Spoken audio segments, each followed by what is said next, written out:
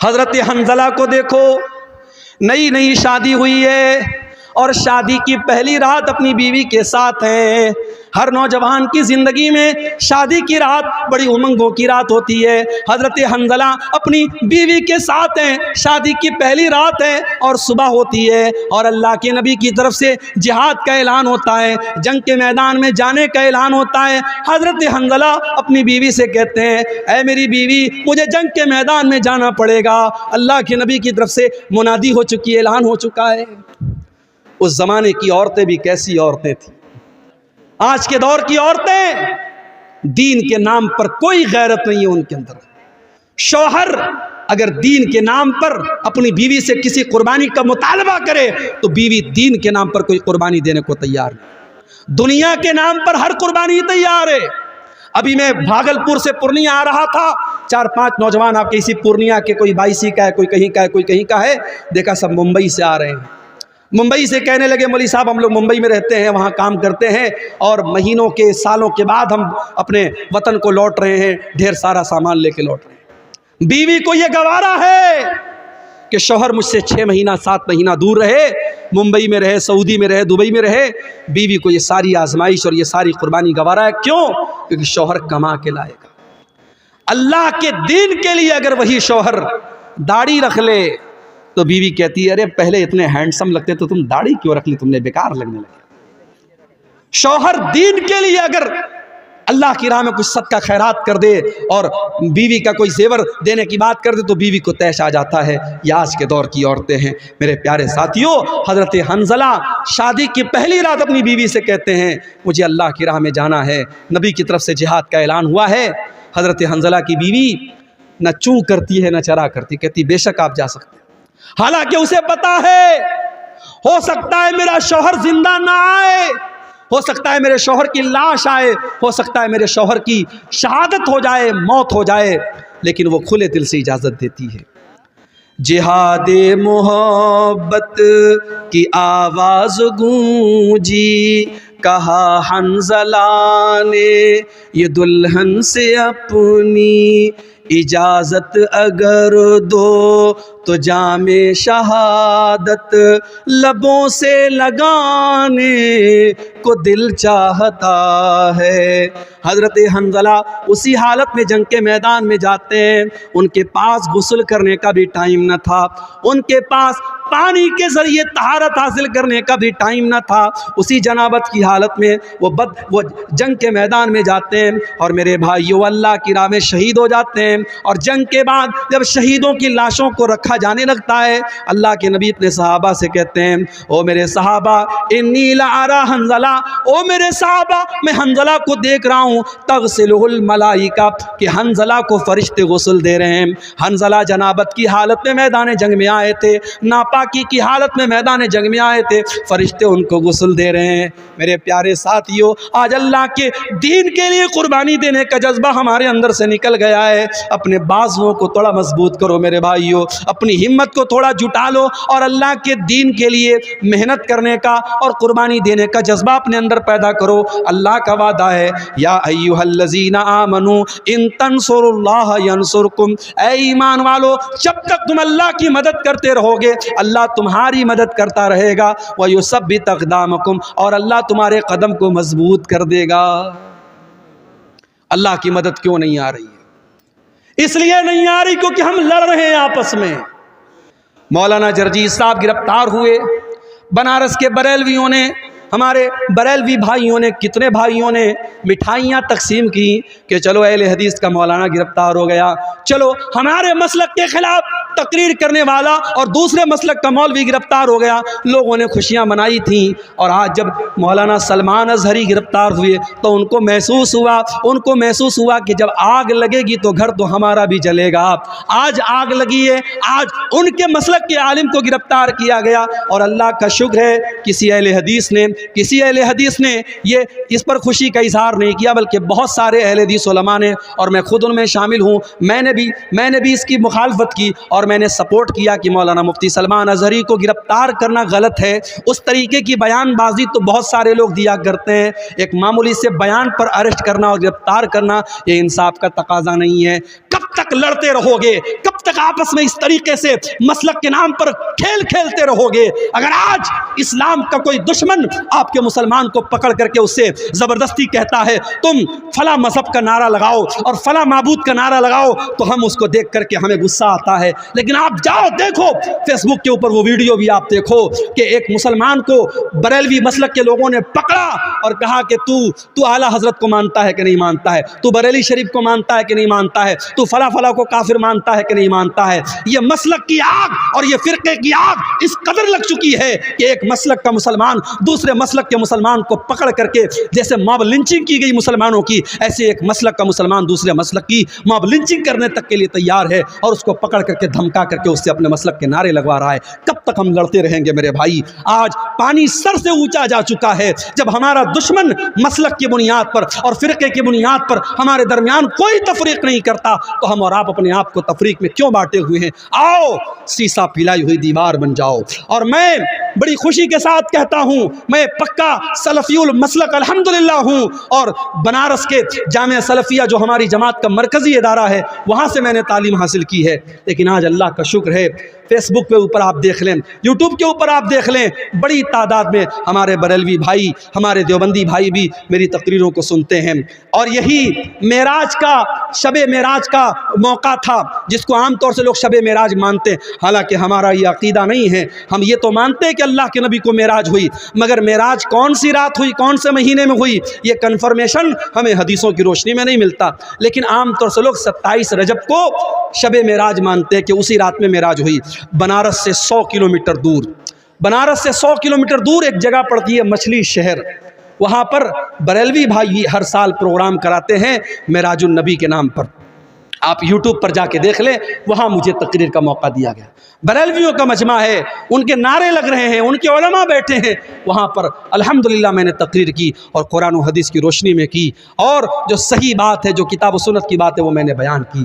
میرے بھائیوں، ہم چاہتے ہیں کہ ایسا ماحول بنے، ایک دوسرے کا احترام ہم کرنا سیکھیں، ایک دوسرے کے علماء کا احترام کرنا ہم سیکھیں. ہمارے جو اختلافات ہیں ہم ایک دائرے میں رہ کر کے اس کو حل کر سکتے ہیں. لیکن آج مسلک کھیلنے کا ٹائم نہیں ہے میرے بھائی.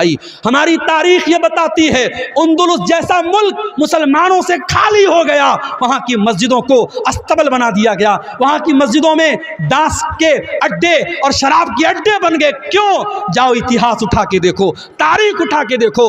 اندلس کے مسلمان آپس میں لڑ پڑے، چھوٹی چھوٹی ریاستیں قائم ہو گئی، اندلس کے الگ الگ علاقے میں چھوٹی چھوٹی حکومتیں قائم ہو گئی. اور جب دشمن نے حملہ کیا، دشمن کا ساتھ اپنے مسلمان بھائی کے خلاف دیا ان لوگوں نے، نتیجہ یہ نکلا اندلس کے اندر سے مسلمان ختم ہو گئے. اور آج آپ اندلس میں دیکھیے، تلاش کرنا پڑے گا، دور دور تک آپ کو کوئی مسجد نہیں ملے گی، کوئی مسلمان نہیں ملے گا. میرے بھائیوں، اگر ہم اس تاریخ سے اپنے آپ کو بچانا چاہتے ہیں، ہمیں اپنے اندر اتحاد پیدا کرنا پڑے گا، یونٹی پیدا کرنا پڑے گا، اتحاد پیدا کرنا پڑے گا. اور جب ہم اتحاد کی بات کرتے ہیں تو معاف کیجئے، ہر چیز میں اتحاد کی بات آتی ہے. آگے ملک میں حکمرانی کس کی ہوگی، ملک کے اقتدار پر کون بیٹھے گا، ہم ڈیسائیڈ تو نہیں کر سکتے کون بیٹھے گا، مگر ہم یہ تو بتا سکتے ہیں کہ ہم مسلمان اس ملک میں ہم متحد ہو کر کے ہم ووٹنگ کرتے ہیں.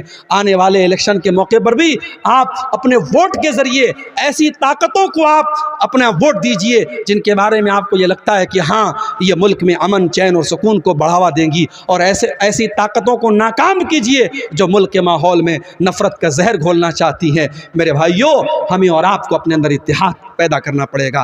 قرآن کیا کہتا ہے؟ وَاعْتَصِمُوا بِحَبْلِ اللَّهِ جَمِيعًا، اے ایمان والو تم اللہ کی رسی کو مل کر کے تھام لو، وَلَا تَفَرَّقُوا، اور آپس میں تم فرقوں میں نہ بٹو، وَاذْكُرُوا نِعْمَةَ اللَّهِ عَلَيْكُمْ، اور اے ایمان والو تم اللہ کی نعمت کو یاد کرو، اِذْ كُنْتُمْ أَعْدَاءً، جب تم ایک دوسرے کے دشمن تھے، فَأَلَّفَ بَيْنَ قُلُوبِكُمْ، اللہ نے اپنے نبی کو بھیج کر کے تمہیں بھائی بھائی بنا دیا. آج تو حالات یہ ہیں، ایک سگا بھائی اپنے سگے بھائی کی زمین پر ناجائز قبضہ کر کے بیٹھا ہے. ایک سگا بھائی، دونوں ایک ماں کے بچے ہیں، ایک پیٹ سے پیدا ہوئے ہیں، ایک باپ کا خون دونوں کی رگوں میں دوڑ رہا ہے. لیکن سگا بھائی اپنے سگے بھائی کی زمین پر ناجائز قبضہ کر کے بیٹھا ہے، سگا بھائی اپنے بھائی کے خلاف عدالت میں کیس لڑ رہا ہے، اور اس کو معلوم ہے زمین میری نہیں ہے، جائیداد میری نہیں ہے، میرے بھائی کی ہے، مگر پیسے اور زمین اور جائیداد کی ایسی لالچ ہے اپنے بھائی کے خلاف کیس لڑ رہا ہے۔ کان کھول کر کے سن لو، میرے نبی کی عدالت کا فیصلہ، دنیا کی عدالت کا فیصلہ بعد میں دیکھنا، سپریم کورٹ اور ہائی کورٹ کا فیصلہ بعد میں دیکھنا، پہلے دیکھو ہمارے نبی کی عدالت کا کیا فیصلہ ہے۔ اللہ کے نبی فرماتے ہیں کہ دو لوگ میرے پاس آتے ہیں اپنا کیس لے کر کے، اور ایک آدمی کی بات سن کر کے میں فیصلہ کر دیتا ہوں، کیونکہ میں انسان ہوں، مجھ سے بھی غلطی ہو سکتی ہے، ہو سکتا ہے ایک انسان چکنی چپڑی باتیں کرتا ہو، دوسرا انسان اپنی بات ڈھنگ سے پیش نہ کر پایا ہو، کان کھول کر کے سن لو۔ اللہ کے نبی فرماتے ہیں اگر میں نے فیصلہ غلط کر دیا، جس کی زمین نہیں تھی، جس کی جائیداد نہیں تھی، جس کا حصہ نہیں تھا، اس کو میں نے دے دیا، فَإِنَّمَا أَقْطَعُ لَهُ قِطْعَةً مِّنَ النَّارِ، کان کھول کر کے سن لو، میں اس کو زمین کا ٹکڑا نہیں دے رہا ہوں، میں اس کو جہنم کی آگ کا ٹکڑا دے رہا ہوں۔ او لوگو، اپنے بھائی کی، اپنی بہن کی زمین آپ نے ناجائز طریقے سے ہتھیا بھی لی، آپ نے زمین نہیں ہتھیائی، آپ نے بلڈنگ نہیں لی، آپ نے گھر نہیں لیا، آپ نے کھیت نہیں لیا، آپ نے تو جہنم کا ٹکڑا لے لیا، آپ نے تو بہت بڑا گھاٹے کا سودا کر لیا، گھاٹے کا سودا آپ نے کر لیا۔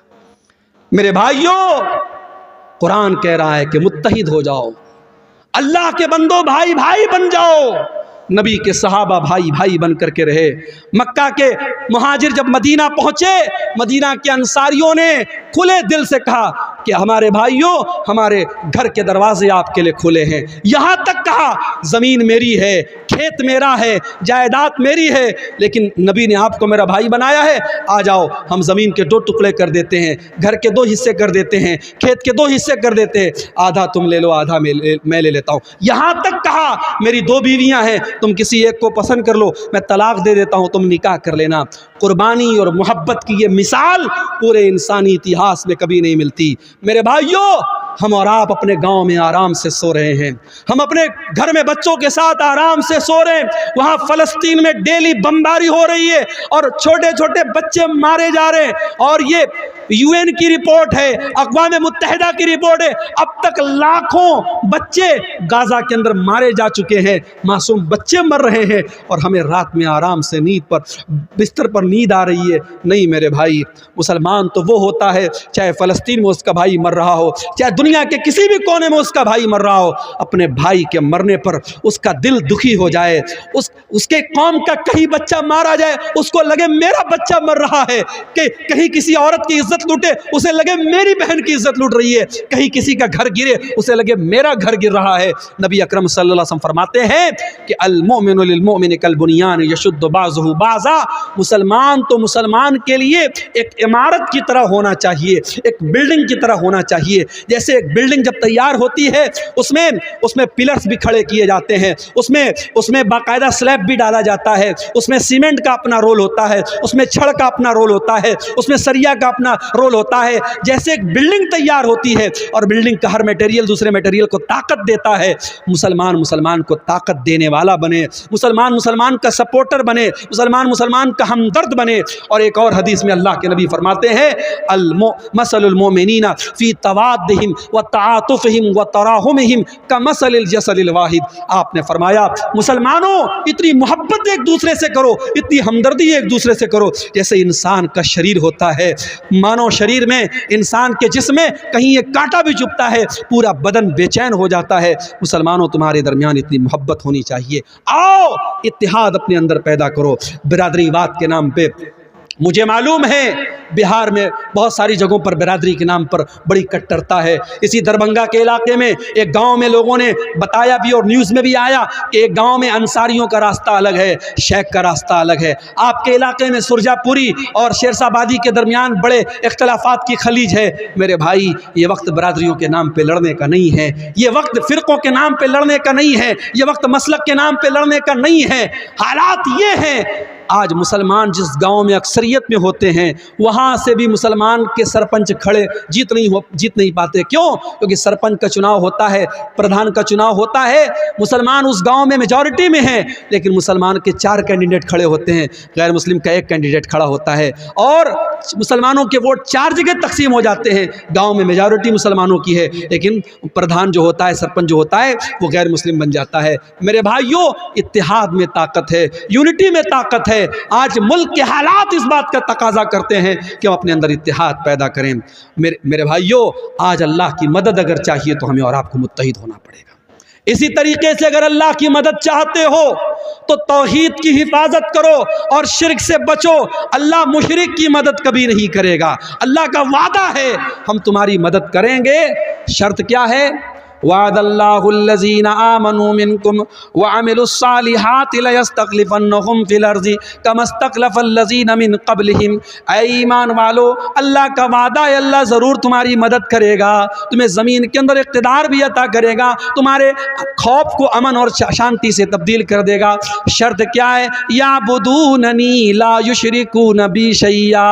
شرط یہ ہے تم میری عبادت کرنا اور میری عبادت میں کسی کو شریک نہ کرنا, شرک مت کرنا. آج حالت کیا ہے؟ حالت یہ ہے کہ ایودھیا سے 300 مسلمان لکھنؤ سے ایودھیا کا سفر کرتے ہیں. یہ میں میڈیا کی رپورٹ آپ کو بتا رہا ہوں. 300 مسلمان لکھنؤ سے ایودھیا کا سفر کرتے ہیں شری رام چندر جی کی جو نئی مورتی اور نیا ان کا جو وہاں پہ مندر بنا ہے اس کی زیارت اور درشن کرنے کے لیے. معاف کرنا, ایک مسلمان ہونے کے ناطے ہم شری رام چندر جی کا احترام کرتے ہیں, ان کا سمان کرتے ہیں, مگر ہم ان کی عبادت کو جائز نہیں سمجھتے. کیوں؟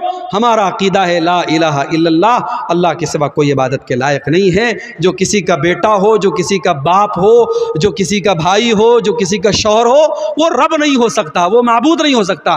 ہمارا کرائٹیریا بڑا کلیئر ہے, قل هو اللہ احد اللہ الصمد لم یلد ولم یولد ولم یکن لہ کفوا احد. اللہ ایک ہے, اللہ بے نیاز ہے, اللہ کا کوئی بیٹا نہیں, اللہ کسی کا بیٹا نہیں, اور اللہ کو کسی کے مدد کی ضرورت نہیں ہے, اس کے برابر کوئی نہیں ہے. میرے بھائیوں, ہم شری رام چندر جی کی اور جو بھی اس بھارت دیش میں ہمارے مہاپروش آئے اور نیک لوگ آئے, ہم ان کا سمان کرتے ہیں, ان کی عزت کرتے ہیں, ان کا احترام کرتے ہیں, مگر ہم ان کی عبادت کو جائز نہیں مانتے. آج مسلمان کے عقیدے کا یہ حال ہے.